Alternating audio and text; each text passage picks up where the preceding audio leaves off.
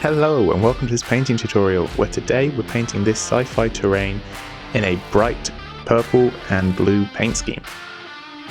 This paint scheme is sort of inspired by different lights in a sci-fi world, sort of you see in Star Wars or Blade Runner. I'm going to start off using Xenos Purple here as my base coat. I'm going to use a sponge to apply this, so I'm going to knock off a bit of the excess on the sponge I have here, and then I'm just going to absolutely cover the bottom sort of 50% of this terrain with it. This is a good foundation of colour down that we can build up the vibrancy for later.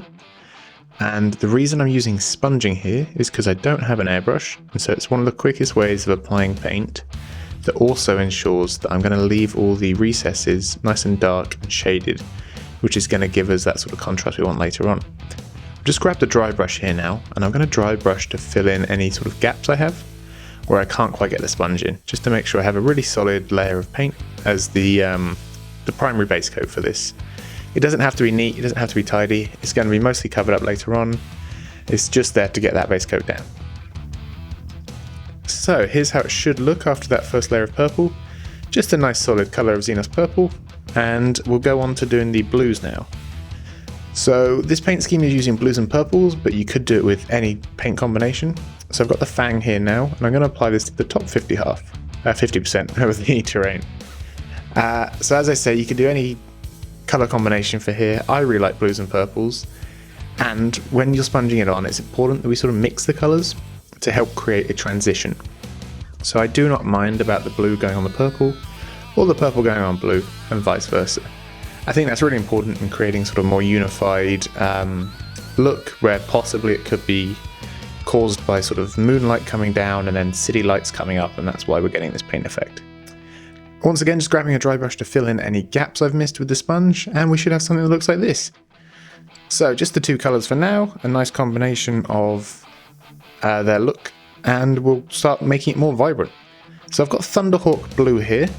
As I say, I'll link all the paints down below, but don't feel sort of tied to these paints. Use whatever you have, use whatever colours you want. We're just working from sort of dark blues to more vibrant ones. So this one here is great because it's got a bit of green in there. It really helps sort of bump up the vibrancy and the contrast. So I'm sponging it on again, in no particular order at all, just sort of randomly sponging wherever I fancy to create a unique and random sort of paint effect. As I say, I don't mind if it goes on the purple again, we're just looking to bump up the colour.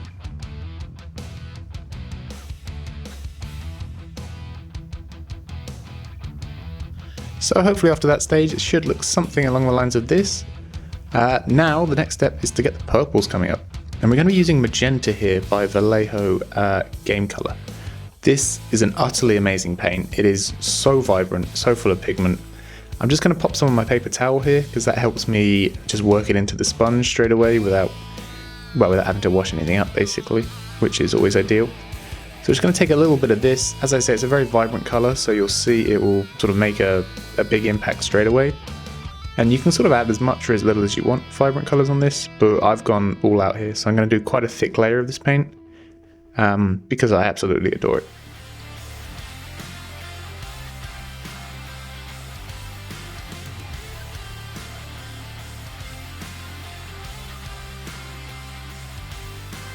Fantastic, so it should look something along the lines of this. So it's very vibrant for now, it's really contrasting heavily against that blue, so we best get that blue up to the same sort of saturation.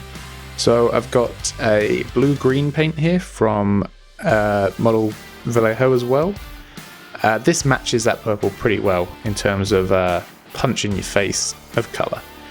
So I'm going to sponge this on as well. I'm sort of going top down with this paint.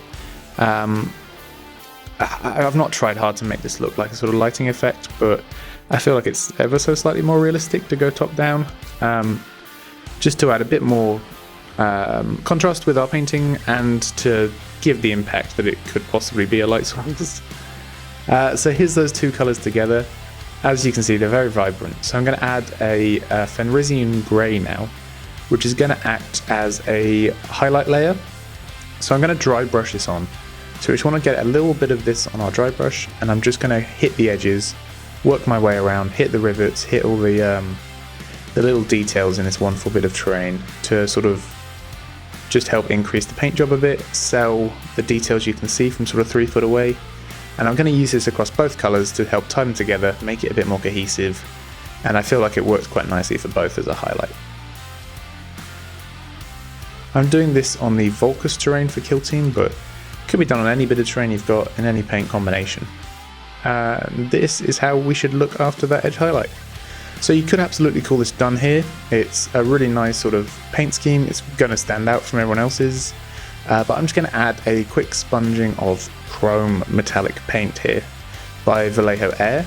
This is such a bright silver, and I'm just going to add it for just a bit of scratching, a bit of realism maybe.